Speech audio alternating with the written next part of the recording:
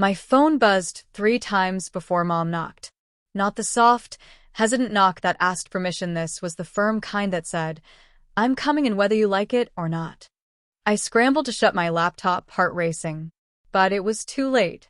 The door creaked open, and there she stood, arms folded, lips pursed, eyes scanning the room like a security camera. "I thought you were supposed to be cleaning the kitchen." I swallowed. I was about to. I was just. She raised one hand. That was enough. I didn't finish the sentence. "You're grounded," she said calmly. I wasn't a bad kid. I really wasn't. 17 years old, decent grades, never snuck out or did drugs. But lately, I'd been slipping, distracted, distant, always in my room. She didn't know about the sites I'd been visiting. She didn't know about the hidden files on my phone. Or maybe she did. That's the problem with my mother.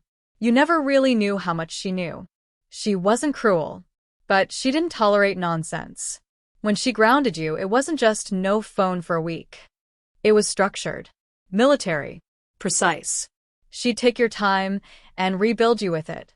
That night, she laid out the terms. You wake up at 6. No electronics. You will eat what I prepare. You will clean without complaint. And you'll dress how I say, since your choices clearly need correcting. I blinked. What does that mean? She smiled. You'll see in the morning. I didn't sleep much. She woke me with a knock and the sound of hangers clinking. Bathroom. Now. Then come to my room. Still groggy, I obeyed. In her room, she had something laid out on the bed. Not clothes. A contraption. It was beige. Structured. Lacy. Strange. I stared at it. What is that? She folded her arms. It's called a girdle. I blinked. Like an old-fashioned corset? It's for posture and control. 2 things you've clearly lost. She held it up. It had garters. You'll wear it every day until I say otherwise. I laughed. She didn't. It took her 10 minutes to tighten it. It hugged everything, my waist, hips, even thighs. Breathing was different. Sitting felt formal. Bending over? Forget it. Good, she said, tugging the last strap. Now stand up straight. I did. My back arched. My stomach tucked in. Much better, she said. You don't slouch like some untrained boy. I tried to protest. She raised a brow. Speak up. I won't punish you for honesty. I swallowed hard. This feels weird. You'll get used to it, she said. In fact, you'll learn to appreciate it. She walked me to the hallway mirror. The girdle was snug beneath a long shirt she made me wear. My outline looked different. Shapelier. More obedient. I reached to loosen it. She caught my hand. Don't. I stared at her. Why are you doing this? I asked. Her voice was even. Because grounded isn't just a punishment, she said. It's a lesson in self-control. And you, my dear, are about to learn more about yourself than you ever expected. Then she turned and walked away, leaving me there girdled, confused, and strangely still. Day 2. She knocked at 6 a.m. sharp. Up. Strip. Washington report to the mirror. I obeyed. It wasn't fear exactly. It was the precision in her voice, the way she didn't ask. I stood in front of the mirror, shirtless, still half asleep. She entered holding the girdle, a silk blouse, and high-waisted beige pants. I blinked. Mom, you're grounded, she said. You don't get to argue. I wanted to fight back, but I didn't. The girdle squeezed my breath. The blouse felt soft. Too soft. But she buttoned it for me. Tight at the neck. Snug at the waist. You'll clean in this today, she said. It wasn't about the dust. It was about the way I moved. She watched silently as I dusted the living room, corrected my posture when I slouched, and made me redo it if I leaned or squatted like a boy. Bend with your knees, she snapped. Girdle discipline is wasted if you slouch. I wanted to scream, but I just nodded. Somehow, obeying her felt easier than resisting. After lunch, she introduced sitting lessons. You cross your ankles, not your legs. Back straight. Hands on lap. She placed a book on my head. If it falls, you redo everything. It fell. 10 times. I redid everything. That night, she took my phone. Let's go through your browser history. My chest tightened. She didn't say anything for the first few scrolls. Then, feminine fashion for beginners? How does a girdle feel? Boy in corset stories? My face went white. Say it, she said softly. I shook my head. Say what you've been hiding. I don't know, I mumbled. You do, she whispered. Tears welled up. I just wondered what it would feel like. She gently placed the phone down. Then stop pretending you didn't choose this. Next morning, makeup. Nothing wild. Just foundation. Powder. A little blush. She held my chin steady. Soft skin. Gentle colors. You're grounded. But that doesn't mean you can't look presentable. The brush tickled. I flinched. She smirked. You'll get used to that, too. My aunt dropped by unannounced. Caroline, my mom, didn't panic. She simply turned to me and said, Go to your room. You'll wait there in full presentation. What if she sees me? She might, she said calmly. And if she does, she'll understand.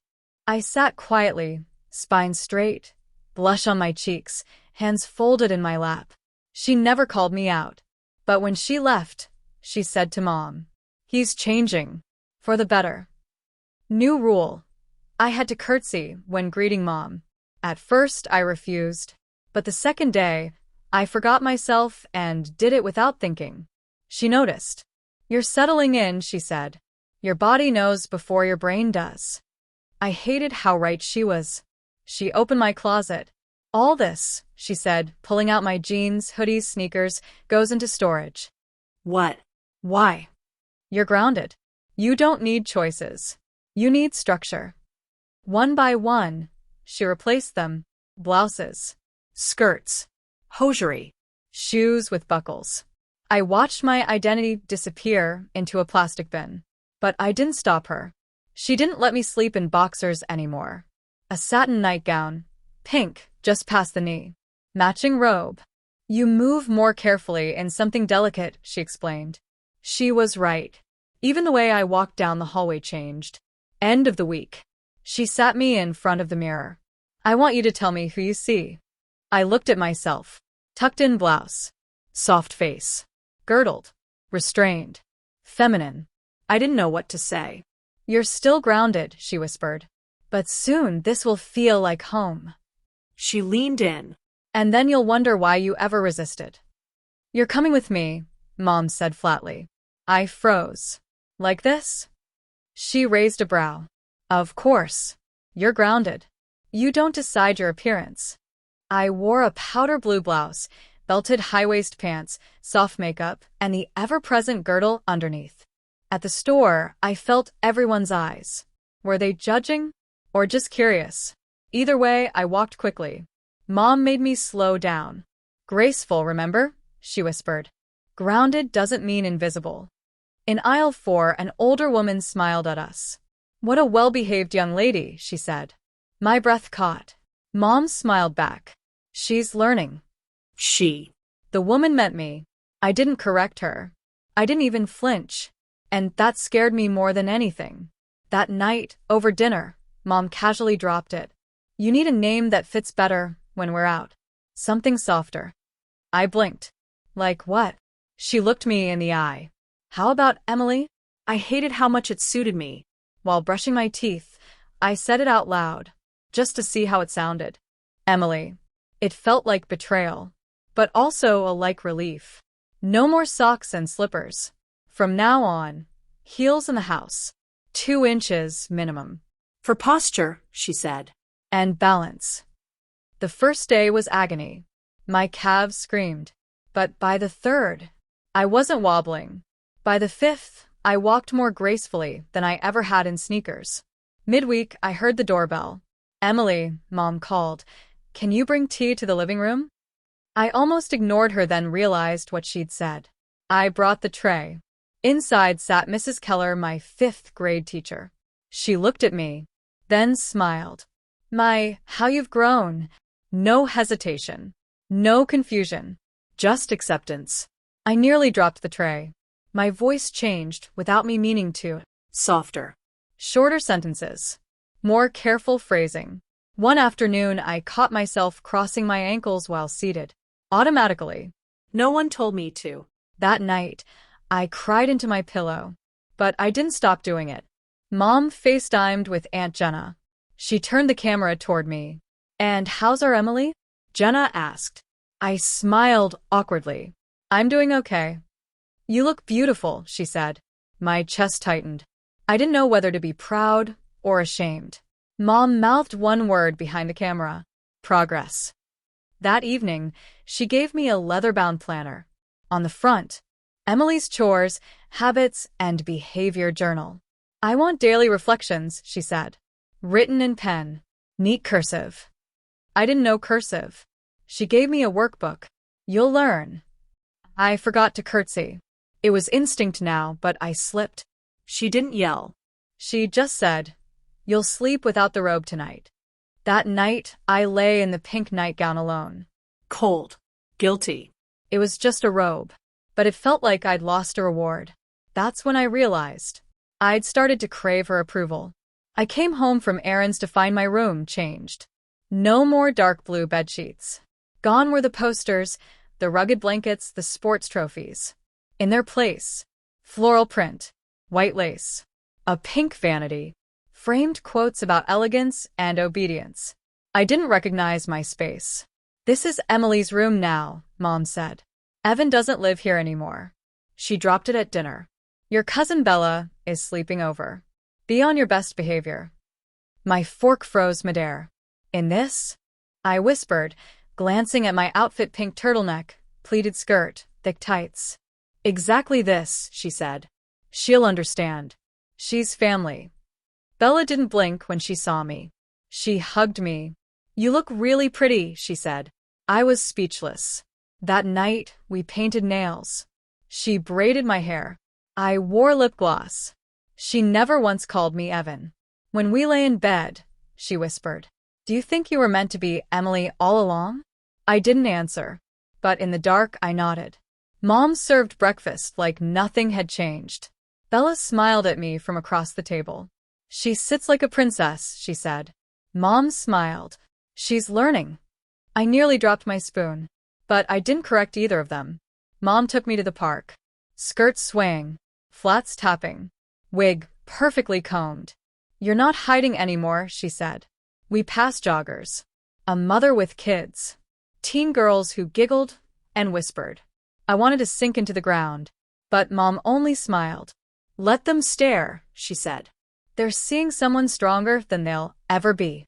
From now on, chores came with dress codes. Vacuuming, kitten heels, circle skirt. Dishes, apron over blouse and girdle. A laundry, lavender housecoat, headband, gloves. I thought she was joking. She wasn't. And worst of all, after a few days, I liked it. I slipped. Answered the phone with my old voice. "Evan speaking." Mom stared from across the room. When I hung up, she walked over. "We don't talk like that anymore." Then she handed me a recorder. "Practice every night." Record. Review. Soften. I did. By the end of the week, Evan's voice was gone. My cursive was improving, so she gave me poetry to copy. Every day, 5 pages. Feminine thoughts. Romantic verses. She checked them for loops, slants, elegance. If it looked rushed, she tore the page out. I cried once. She just handed me a fresh page. "Do it again. This time like a lady." "You'll be joining etiquette club," she announced one morning. "There's dancing. You'll need to move properly." She put on music. I clumsily stepped to my heels. She corrected everything. Hips, hands, eyes, pace. We danced for an hour. Every day. By Friday, I wasn't tripping. I was twirling. It arrived in the mail. Custom engraved. Emily House rules in effect. Grace before attitude. She pinned it to my blouse every morning. Not a punishment. Not a costume. Just a uniform. Because Emily wasn't grounded anymore. She was enrolled. Mom handed me an envelope at breakfast. Inside, a pink card with swirly writing. Miss Emily Clark is invited to attend an etiquette afternoon with the Silver Lake Society Ladies Circle. I stared. You RSVP'd? I asked. She smiled. Of course. You're ready. I nearly choked on my tea. Aunt Jenna arrived that afternoon with 3 garment bags. We need the right dress, she said. Each gown shimmered with femininity satin, chiffon, lace. You'll wear the lavender, Mom said. It zipped tight around my ribs. The girdle underneath made me stand straighter than ever. Looking in the mirror, I saw a girl who didn't look scared anymore. And that terrified me more than fear itself. I sat silently in the passenger seat. Pantyhose. Lavender heels. Light lilac lipstick. Perfect posture. Every bump in the road made me feel more trapped and more chosen. Remember, Mom said, you don't speak unless spoken to. You sip slowly. You thank the hostess twice. I nodded, barely breathing. The house was huge. White gloves. Garden roses. Little sandwiches. All the girls wore dresses. Pearls. Curls. I tried to blend in. They treated me like one of them. Not the boy in a dress. Just Emily. No mocking. No stares. Only soft smiles. Compliments. Camaraderie. One girl said, your voice is so elegant. Another, your posture's perfect. I blushed. And for the first time, I thanked them without shame. I slipped away to the bathroom. Needed air. Or maybe space. Inside, I looked in the mirror. Emily stared back. The blush. The lip gloss. The delicate choker Mom had added. She didn't look trapped. She looked proud. And that made my knees shake. At dinner, Mom asked, how did it feel? I hesitated. She watched me with calm, knowing eyes. It felt like I belonged, I said quietly. She nodded once, then whispered, because you do. The next day, I reached for the storage closet. I don't know why. Maybe I wanted to see my old things. It was locked. I asked her. She said nothing. Just this. There's nothing in there for you anymore. And I didn't ask again. That week, she made me sign my name on 100 note cards. In cursive. Each one. Emily C. Emily C. Emily C. By card 50, I stopped feeling like I was faking it. I sat on the patio that evening. Soft wind. Painted nails. Girdle tight under my dress. And suddenly I tried to remember what Evan used to feel like. How he walked. Saturday. Talked. But it was fuzzy. Blurred. Like he was someone I'd once heard about, not someone I used to be. Mom kissed my forehead before bed. You've made me proud. I nodded. She held me a little longer than usual. And whispered, you're no longer grounded, Emily. You're guided. Then she turned out the light. One quiet Sunday morning, Mom opened her laptop. You got an email from Mr. Bailey. My stomach dropped. Mr. Bailey, my old homeroom teacher. I hadn't seen him since before the grounding began. She read it aloud. Checking on Evan. He's missed 2 weeks. Should we expect him back Monday? Silence. Then she looked up at me. Are you ready to be seen by people who remember Evan? I thought she'd tone things down. Instead, she doubled down. Skirt suit. Matching blazer. Pearl earrings. Hair curled. Stockings flawless. You'll walk in as Emily, she said. If you flinch, they win. Walking through those double doors was like wading through fire. Kids stared. Whispered. Some looked confused. Others smirked. But no one laughed. Because I didn't let them. Because I walked with my back straight. Heels clicking. Head high. Like Mom taught me. In the hallway, I saw Jake. Football team captain. My old locker neighbor. He blinked. Wait. Evan. I smiled faintly. It's Emily now. He chuckled. You serious? I didn't answer. He looked me up and down. You actually look. He stopped. Never mind. Then he turned and walked away. The principal was professional. Your mother said you've transitioned into a new learning path. Home-based. I nodded. He handed me forms with my new name. Emily Clark. Welcome back, Emily, he said. No questions. No judgment. Just paperwork. I walked in, heels louder now somehow. Mom was in the kitchen, waiting. She turned. Well, I paused. I wasn't invisible. I wasn't Evan. I was just a girl in a blazer. And no one stopped me. She smiled softly. Exactly. That night, I found a small envelope on my pillow. Inside, a key. And a note. For the old closet. You choose what happens next. I stared at it. Couldn't breathe. I held the key in my palm for hours. In the end, I dropped it into the trash. Aunt Jenna arrived the next morning. Spa day, she sang. Girls only. Full makeover. Manicure. Eyebrow shaping. Facial. The works. At the end, the mirror didn't shock me, because I already looked like that inside. First time around extended family. I wore a rose-colored midi dress. Uncle Bill gave me a puzzled glance, but didn't say a word. Grandma kissed my cheek. You always had the gentlest soul, she said. And that broke me inside. Back home, I sat at my vanity, hair done, lipstick perfect. I lifted my phone, took a photo, captioned it, Emily Day 60. No filters, no mask, just me. And for the first time, I posted it. Late one evening, my phone buzzed. A message request from an old friend, Toby. Hey, just saw your pic. Is that really you, Evan? My heart stopped. I didn't reply. For hours, I paced my room. I stared at myself in the mirror. The makeup. The dress. The tiny gold bracelet on my wrist. Finally, I typed. It's Emily now. Then hit send. The next night he called. I don't get it, he said. This joke? A dare? Your mom? It started as punishment, I said quietly. But it became me. He paused. Then, you really believe that? I don't believe it, I said. I live it. 2 days later it happened. A photo of me, Emily, showed up on a meme page for our school. Bro became sis literally. Face with tears of joy. Hundreds of likes. Dozens of comments. I shut off my phone. Collapsed into the chair. Mom found me sobbing. They're laughing at me. She knelt down, held my face. No, she said. They're afraid of you. You had the courage they never will. I cried harder. And she let me. The next day, everything changed. People who I thought would mock me messaged me. You're braver than anyone I know. My sister showed me your story.